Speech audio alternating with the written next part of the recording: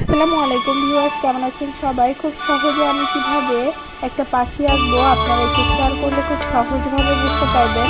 আমি কিন্তু সবসময় চেষ্টা করি অনেক সহজভাবে ভিডিওগুলো দেওয়ার জন্য। তো আমি ফার্স্টে একটা লাভ আঁকিয়ে নিব এবং লাভের উপরের সাইডে মাঝ বরাবর একটা পাখির মাথা আঁকিয়ে নেব, পাখির চোখ আঁকিয়ে নেব, পাখির ঠোঁট আঁকিয়ে নেব। এবার পাখির লেজের অংশটা আঁকবো। আপনারা একটু খেয়াল করলে খুব সহজে কিন্তু ড্রয়িংটা করতে পারবেন। পাখিটা একটা ডালে বসে থাকলে যেমন হয় ঠিক ওইভাবে আমি ডালটা আঁকিয়ে নেব। আর আমি সবসময় পাখিগুলো খুব সহজভাবে আঁকানোর চেষ্টা করি। আপনারা যেন একবার দেখেই ভিডিওটা দেখেই আপনারা ক্যাপচার করতে পারেন এবং খুব সহজে কিন্তু আপনারাও আমার মতো যেন আঁকতে পারেন। তো আমি পাখির লেজের অংশটা কিভাবে আছে একটু খেয়াল করলে খুব সহজে বুঝতে পারবেন।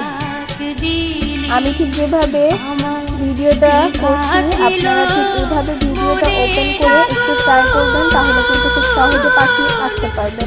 আমার ভিডিওগুলো যাদের ভালো লাগবে অবশ্যই লাইক, কমেন্ট এবং শেয়ার করতে কিন্তু ভুলবেন না। আর যাদের ভালো লাগবে না প্লিজ ইগনোর করবেন, কিন্তু কেউ কোনো বাজে কমেন্ট করবেন না, কারণ আমি খুব ভালো ড্রয়িং পারি না, মোটামুটি যতটুকু পারি সেটুকুই আপনাদের সাথে শেয়ার করার চেষ্টা করি।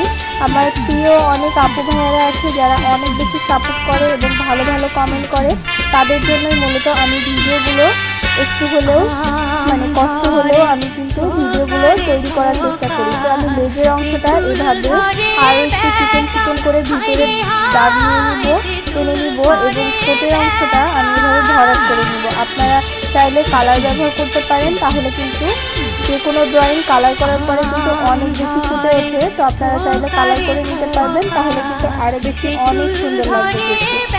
তো আমার পাখি আঁকানোটা মোটামুটি হয়ে গেছে, আমি ডালের অংশটা এভাবে ভরাট করে নিব। তো আমার পাখিটা কেমন হয়েছে অবশ্যই কমেন্ট করে জানাবেন। ভালো লাগলে লাইক, কমেন্ট এবং শেয়ার করতে কিন্তু ভুলবেন না। আর আপনাদের কাছে রিকোয়েস্ট, আমার ভিডিওটা অবশ্যই নিজেদের টাইমলাইনে শেয়ার করে রাখবেন। নেক্সটে আরও সুন্দর কোনো ভিডিও নিয়ে আসবো। ভালো থাকবেন।